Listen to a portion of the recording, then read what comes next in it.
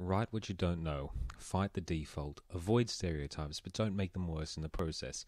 Rules, rules, rules. It can sound like writing diverse stories and characters is a minefield that you can never cross. That leads a lot of authors to bristle up and settle for the single most common reason that writers don't write diversity. They're afraid they're going to do it wrong. This is 10% luck, 20% skill, 15% concentrated power of will, 5% pleasure, 50% pain, and 100% reason to remember the name. You aren't black, so you're worried that you won't do the particular struggles of black characters justice. You aren't Asian, so you're not necessarily aware of all the unique problems that an Asian character might have to deal with. You aren't gay, so you have no idea what it's like to be in love with someone of the same gender. You're able-bodied and can't conceive of how difficult it is to be disabled. You're a man and aren't exactly sure what constitutes a strong female character. It holds true whenever you're thinking of writing a character that isn't specifically you. Deliberately choosing to write these characters is daunting because, like most people in the world, you're fundamentally decent, and you don't want to offend these people by portraying them poorly. It can lead people to shrug off the responsibility of writing diversely and still allow themselves to believe they've done the right thing. In reality, though, it's just a dodge made with the best intentions, but still a dodge. You can overcome this kind of mindset in a few simple steps. The first thing you need to do is remind yourself that you're a writer and that the chief tool at your disposal is your imagination. I do science fiction. I'm routinely writing about characters who are facing situations that are literally impossible in today's world. I have no way of knowing what it's actually like to be a crewman on the last human starship in existence, or what it's like to make choices that will affect the future of the entire human race. I have chosen to write characters who are in that situation, though.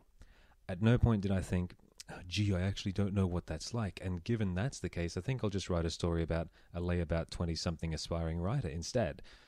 No. I did my job as a writer and began thinking, using my brain and imagining what that would be like.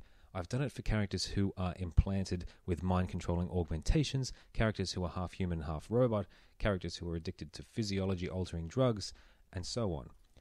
If I can do it for those kinds of characters, ones that actually can't exist, then I can certainly do it for the kinds of characters that really do exist, unfamiliar to me as they may be. The secret weapon is, of course, research. At the end of the last video I made, I talked about how important it is to talk to and understand the people you're trying to portray. You're probably already friends with a lot of these otherworldly folks, and if you aren't, the internet is a vast and deep well of information about any topic that you'd care to name. Find out what it's like to be one of these people, then do your best to honestly transpose that into your work. Don't try and romanticize it, don't try and clean it up, just put it in there, warts and all. Make it truthful, but take care that you've made your best possible effort to find out what that truth is.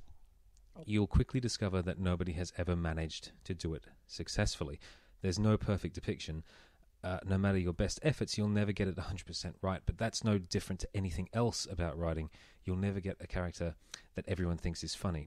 You'll never write a character that everyone sympathizes with. You'll never write a villain that everyone thinks is menacing and dangerous, and likewise, you'll never depict a minority character that appeases every single reader. What you can do is research what the simple and obvious mistakes are and avoid them. You can make an honest attempt to portray your characters as real and nuanced. You can not let the fear of doing it wrong stop you from trying. Doing it wrong is bad, but not doing it at all because you're afraid of doing it wrong is just as bad.